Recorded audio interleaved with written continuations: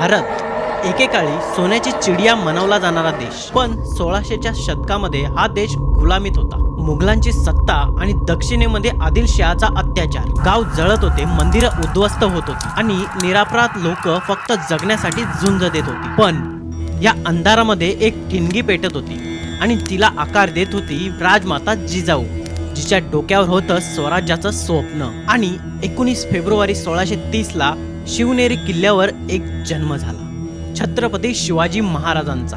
पण ही गोष्ट एका राजाची नाहीये, ही गोष्ट आहे एका 10 वर्षाच्या मुलाची, ज्याने ठरवलं होतं की आपण आपल्या आईचं स्वप्न पूर्ण करायचं आणि स्वराज्य निर्माण करायचं. चला तर सुरुवात करूया त्या काळापासून, जेव्हा स्वराज्य हे फक्त एक स्वप्न होतं.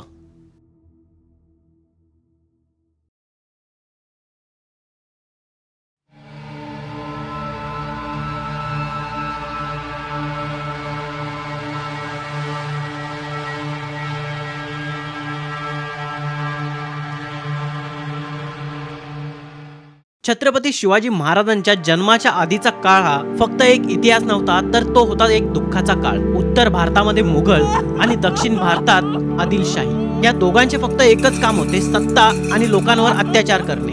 गाव जळत होते, शेत्या उद्ध्वस्त होत होत्या आणि आई बहिणींची अब्रू लुटली जात होती. कोणाची हिंमत नव्हती या सगळ्यांविरुद्ध उभं राहण्याची. पण ह्या अंधारात सुद्धा एक नाव होतं, शूर पराक्रमी शहाजी राजे भोसले. शहाजी राजांमध्ये ताकद होती स्वराज्य उभं करण्याची, पण परिस्थिती त्यांना सतत एका सत्तेतून दुसऱ्या सत्तेमध्ये ढकलत होती. कधी निजामशाहीमध्ये तर कधी आदिलशाहीमध्ये. ते लढत होते, पण स्वतःसाठी नाही, ते लढत होते आदिलशाही आणि निजामशाहीसाठी, आणि वाट बघत होते एक योग्य वेळेची. आणि दुसरीकडे राजमाता जिजाऊ महाभारत आणि रामायणाच्या कहाणी सांगत छत्रपती शिवाजी महाराजांना जन्म देतात. रामायण आणि महाभारताची ही फक्त एक कहाणी नव्हती, तर जिजामाता छत्रपती शिवाजी महाराजांना संस्कार आणि अन्यायाविरुद्ध उभं राहण्याची शक्ती देत होत्या. त्या फक्त एक मुलाला घडवत नव्हत्या, त्या घडवत होत्या एक राजा. आजूबाजूला युद्धाचा काळ होता आणि 19 फेब्रुवारी 1630ला छत्रपती शिवाजी महाराजांचा जन्म झाला शिवनेरी किल्ल्यावर.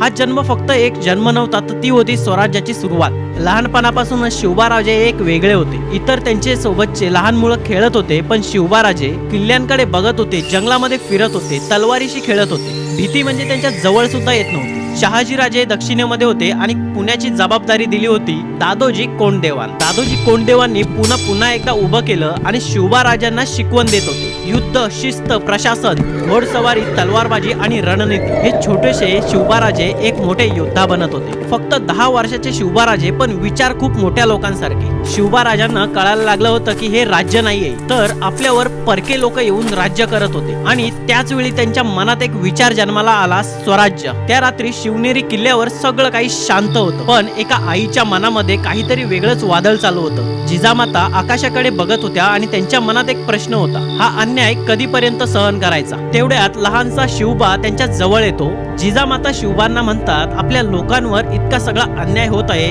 तर हे सगळं थांबणार तरी कधी?